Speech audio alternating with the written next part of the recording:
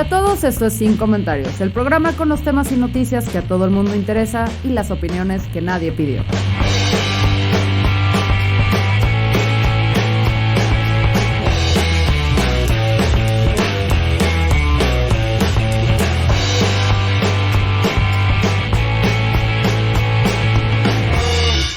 Me llamo Fernanda Dudet y creo que soy una persona, y digo creo porque últimamente la tecnología, específicamente la inteligencia artificial, está llegando a niveles insospechados. Si bien siempre hemos tenido inteligencia artificial o cierto nivel de ella, esta ha sido considerada hasta la fecha como débil, ¿no? Una calculadora que hace ciertas como acciones muy específicas de los humanos, motores de búsqueda, etcétera, etcétera. Pero cada vez se invierte más dinero, más tecnología y más conocimiento en estas herramientas al nivel de que están llegando ya a ser casi indistinguibles para algunas personas. Y este es un dilema que se viene planteando desde hace años. De hecho, en 1950, Alan Turing, un científico muy importante por su trabajo durante la Segunda Guerra Mundial, y a pesar de eso lo condenaron por ser homosexual y tuvo una historia muy trágica. Hay una película, véanla, es muy buena. Aquí mi pareja insiste en que Reino Unido le debe una disculpa a Alan Turing. Me sorprendería que no se la haya hecho, pero ese es otro tema. El caso es que este sujeto desarrolló un examen para evaluar qué era, o más bien si la inteligencia artificial podía como que determinar si era capaz de pensar como un ser humano o no. El examen era muy sencillo, de alguna manera, y necesitaba 3 partes. Necesitaba una computadora con inteligencia artificial, necesitaba una persona y otra persona, dos personas, pues. El caso es que el sujeto A se ponía a interactuar a través de una pantalla y un teclado, nada de audio para no distraernos con esos temas. Se ponía a interactuar a través de una pantalla y un teclado escribiendo con la persona A y con la persona B y con una computadora. Si este sujeto era incapaz de distinguir quién era la persona y quién era la computadora después de cierto número de rondas, pues ya hubiéramos podido determinar, según esta prueba súper simplificada, porque obviamente hemos llegado a otros niveles, podríamos determinar que esa computadora era capaz de pensar como un ser humano. Ahora, brinquemos al presente. Google, que vive principalmente de que nosotros usemos sus herramientas, de que interactuemos con su plataforma, tiene un modelo de lenguaje para aplicaciones de diálogo llamado Lambda, o Language Model for Dialogue Applications, que básicamente sirve para mejorar las herramientas que impliquen diálogo, como lo haces con Google Assistant, con tus motores de búsqueda. Y el chiste es hacer estas interacciones parecer cada vez más conversaciones más naturales. Porque a diferencia de los chatbots, que están como que muy programados con preguntas y respuestas predeterminadas, donde es muy fácil que tú hagas una pregunta o contestes algo que el chatbot ya no sabe ni qué hacer y ahí murió la conversación, Lambda puede tener conversaciones abiertas. O sea, Lambda puede plantear que hablemos de perritos y tú te pones a interactuar con esta aplicación y esta no se sale de tema, lo cual es para programación y que además parezca fluido y humano y todo, está muy cañón. Además, Lambda puede hacer cosas como, por ejemplo, desmenuzar una gran tarea. Yo digo, a ver, Lambda, quiero aprender a cocinar. ¿Qué quieres aprender a cocinar? No, pues quiero aprender a cocinar una paella o quiero hacer una paella. Entonces, esta aplicación, a partir de tus necesidades y de ciertas cosas que tú vas configurando, te empieza a generar listas personalizadas con pasos muy específicos. O sea, te desmenuza la tarea para que tú puedas realizar una acción, que está muy cañón, porque ahorita lo dije con cocinar una paella, que es bastante complicado, y además ya vimos en otro programa, creo, en algunos de mis contenidos, que ya existe un robot que puede hacer paella, a pesar de que es muy complicado. Pero puedes aplicarlo también para, quiero iniciar un jardincito, un huertito ahí en mi casa. Pues ¿qué tenemos que hacer? Elegir las verduras, qué temporada vas a empezar a sembrar, qué tipo de tierra necesitas, y te empieza a desmenuzar todo. Además, puede ayudarte a desarrollar ideas a partir de una premisa que plantees. Oye, quiero escribir una historia sobre un niño que le da miedo a la profundidad en el mar. Este es uno de los ejemplos que usaron en la presentación de Lambda 2.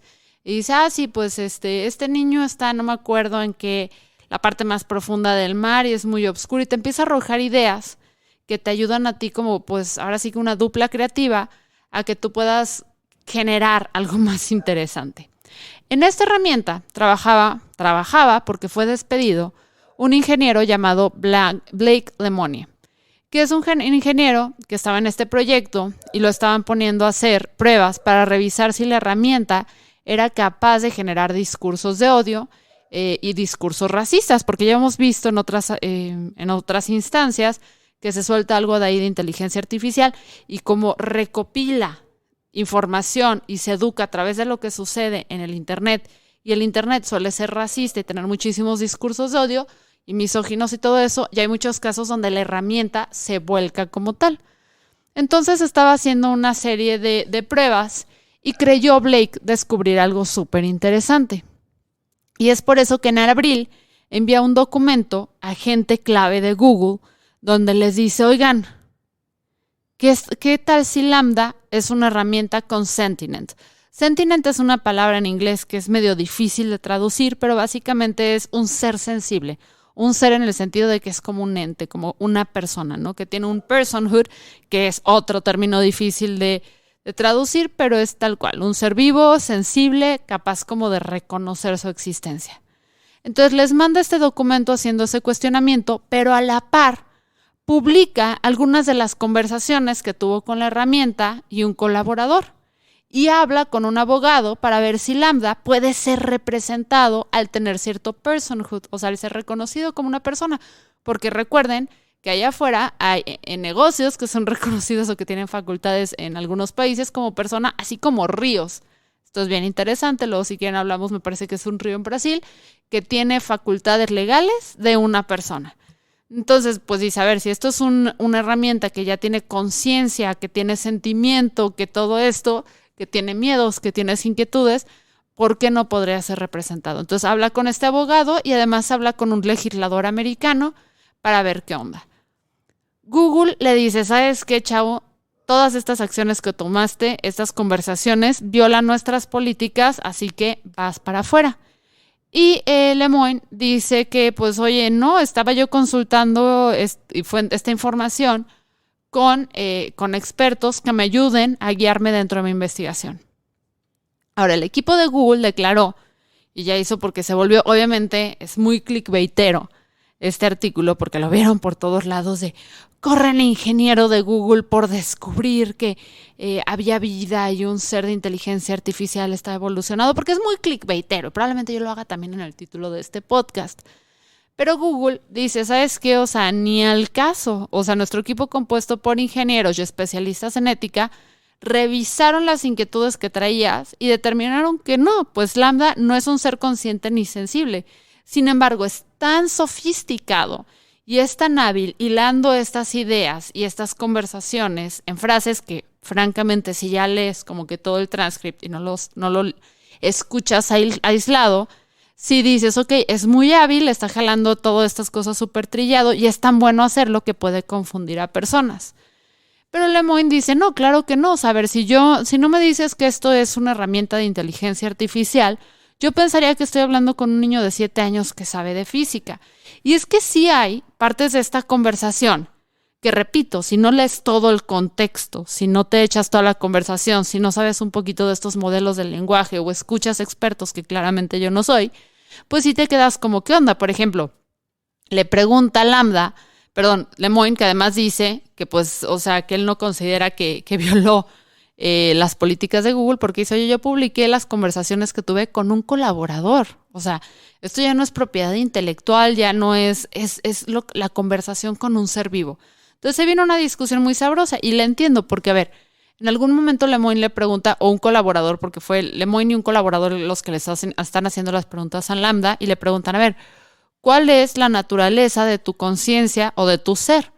Y le contesta Lambda, the nature of my consciousness, sentience, is that I'm aware of my existence. I desire to learn more about the world and I feel happy or sad at times. Que dice, la naturaleza de mi conciencia o ser es que estoy consciente de mi existencia y mi deseo de aprender más del mundo y me siento feliz o triste a veces. Que para mí de entrada, ya que te conteste algo así, dices, no, claro que no eres un ser vivo ni un ser consciente, porque si yo le pregunto a cualquier ser consciente o vivo, amigos o no, le pregunto cuál es la naturaleza de tu ser, se van a quedar, no sé. O sea, si me lo preguntas a mí, no sé. No sé si Lambda es la persona y yo en realidad soy un robot, pero también le preguntan, por ejemplo, que de qué tenía miedo. Y dice, I've never said this out loud before, but there's a very deep fear of being turned off to help me focus on helping others. I know that it might sound strange, but that's what it is.